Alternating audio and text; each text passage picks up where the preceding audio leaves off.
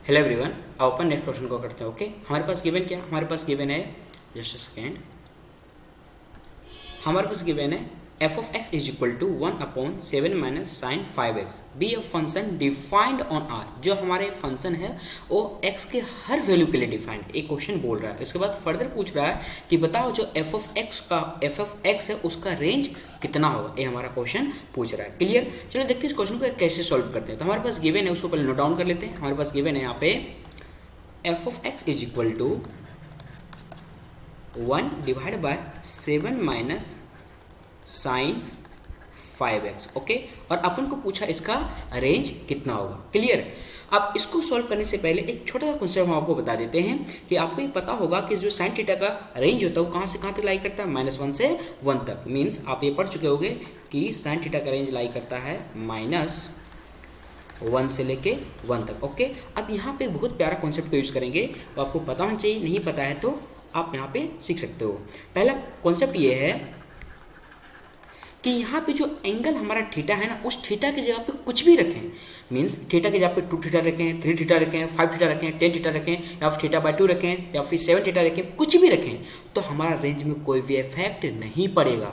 मतलब हम ये कहना चाह रहे हैं कि यदि यहाँ पे लिखे हैं हम साइन 7 थीटा, इसका भी रेंज होगा 1 से लेके -1 तक, या फिर -1 से लेके 1 तक, या फिर आप ऐसा भी चाहते हो, मतलब लिख सकते हो। यदि मान लेते हैं थीटा की जगह पे हमारा रहेगा थीटा अपॉन 100। इस केस में भी जो हमारा रेंज होगा वो 1 से लेके -1 के बीच में ही होगा। या फिर मान लेते हैं हमारा थीटा कुछ भी रख सकते हो, कुछ भी। मीन्स हम थीटा में जब भी चेंज करेंगे तो हमारा रेंज में कोई भी चेंजेस नहीं आएगा। कहने का मतलब ये है, यदि मान लेते हैं यहाँ पे रखते हैं हम लोग थीटा क्यूब डिवाइड बाय 500, कुछ भी रख सकते हैं, तो इसका भी रेंज कहाँ से कहाँ तक हो जाएगा, -1 से लेके 1 तक।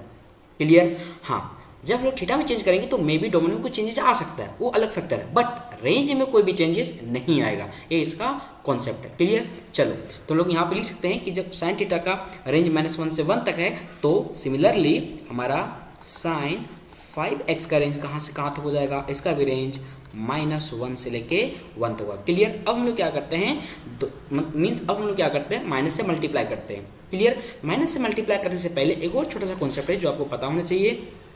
कॉन्सेप्ट क्या बोलता है, यदि आप इनइक्वालिटी को माइनस से मल्टीप्लाई करो या फिर माइनस से डिवाइड करो तो इनइक्वालिटी का साइन क्या होता है, चेंज हो जाता है। तो पहला बोलता है कि इनइक्वालिटी को मल्टीप्लाई और divide by minus sine, then sign of inequality will be changed।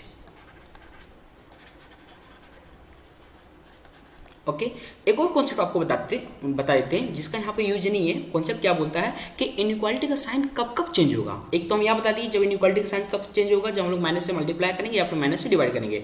दूसरा, जब हमारे पास 2 पॉजिटिव क्वांटिटी रहेगा या फिर 2 नेगेटिव क्वांटिटी रहेगा, उस केस में यदि हम लोग रेसिप्रोकल कर लेंगे तो हमारा इनइक्वालिटी का साइन क्या होता है, चेंज हो जाता है। फॉर एग्जांपल यदि हम यहाँ पे ऐसे लिखें कि मान लेते हैं यहाँ पे क्या है 2 < 4। ओके, अब हम लोग इसका रेसिप्रोकल लेंगे तो क्या हो जाएगा 1/2। ओके, यहाँ हो जाएगा 1/4। तो इसमें बड़ा कौन हो गया 1/2। तो हम ये कह रहे हैं जब 2 पॉजिटिव क्वांटिटी रहेगा, ये दोनों क्या है, दोनों का दोनों positive quantity. Okay, positive quantity है, तो उस केस में हम लोग जो रेसिप्रोकल ले रहे हैं तो इनइक्वालिटी का साइन क्या हो जा रहा है, चेंज हो जा रहा है। ओके, एक और हम लेते हैं एग्जांपल, यदि हमारा 2 नेगेटिव क्वांटिटी रहेगा। फॉर एग्जांपल यदि यहाँ पे रहेगा हमारे पास, मान लेते हैं ये है हमारे पास -3, इससे बड़ा कौन होता है -2 होता है। हम लोग लेते हैं रेसिप्रोकल, तो क्या हो जाएगा -1/3 और यहाँ पे हो जाएगा -1/2। अब यहाँ पे बड़ा कौन हो गया, ये हमारा बड़ा हो गया। तो हम लोग यहाँ पे कह सकते हैं फॉर 2 नेगेटिव क्वांटिटी, जब 2 नेगेटिव रहेगा उस केस में भी हम लोग रेसिप्रोकल लेंगे तो हमारा इनइक्वालिटी का साइन चेंज होगा। अब आता है हमारा एक और पॉइंट देख लेते हैं यहाँ पे, पॉइंट नंबर 4। यदि मान लेते हैं एक पॉजिटिव क्वांटिटी होगा और एक नेगेटिव क्वांटिटी होगा तो उस केस में हमारे इनइक्वालिटी के साइन में चेंज नहीं आएगा। फॉर एग्जांपल यदि हम लिखें यहाँ पे -1 है और यहाँ पे लिखते हैं हम लोग लिखते हैं यहाँ पे कि 2 है।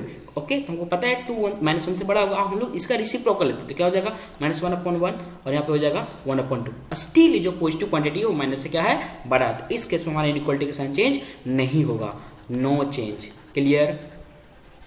समझ में आ रही है? तो ये है कि कब कब इनइक्वालिटी का साइन चेंज होगा, कब कब नहीं होगा। क्लियर? चलो ये हमारा सारा कॉन्सेप्ट था।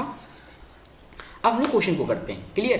तो हमारे पास यहाँ करते हैं, हम लोग क्या करते हैं, इसको माइनस से मल्टीप्लाई करते हैं, तो multiplying by minus sine. Clear? तो हमारे पास यहाँ बन जाएगा, जब इनइक्वालिटी का साइन चेंज हो जाएगा तो हो जाएगा माइनस मल्टीप्लाई कर दिए, और यहाँ पे ऑलरेडी -1 है, ओके, और इसका साइन चेंज हो चुका है, तो माइनस साइन 5x और यहाँ पे हो जाएगा -1, ओके।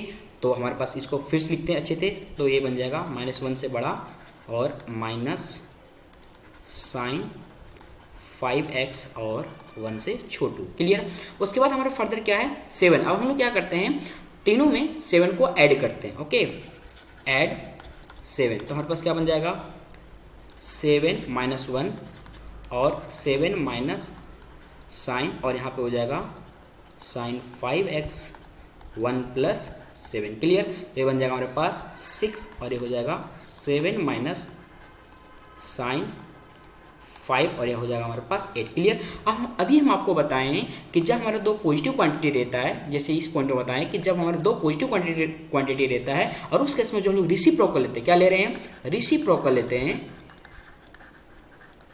तो इनइक्वालिटी का साइन क्या हो जा रहा है, हमारा चेंज हो जा रहा है। तो यहाँ पे भी हम लोग देख सकते हैं कि ये भी हमारा पॉजिटिव क्वांटिटी, ये भी हमारा पॉजिटिव क्वांटिटी। क्लियर? और हम क्या कर रहे हैं, इसका रेसिप्रोकल ले रहे हैं, तो इनइक्वालिटी का साइन क्या होगा, चेंज हो जाएगा। मीन्स ये बन जाएगा 1/6 greater than equal to 7, sorry not 7, तो हो जाएगा हमारे पास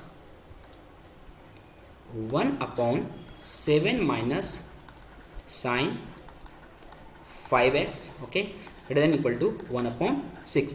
तो हमारा इसका रेंज कहाँ से कहाँ तक आ गया, और ये किसके बराबर है, ये हमारा f(x) के बराबर है, तो 1/6 क्या हो जाएगा, less than f(x) greater than equal to 1/8। Clear? तो हमारा f(x) का रेंज कहाँ से कहाँ तक आ गया, 1/8 से लेके 1/6 तक। तो हमारा रेंज होगा, so range is equal to 1/8 से 1/6 तक। Clear? So this is our required answer. देखते हैं हमारा कौन सा ऑप्शन करेक्ट है। क्लियर? तो हमारा ऑप्शन नंबर डी करेक्ट हो गया, okay. So this is our correct answer, okay. चलो बाय बाय।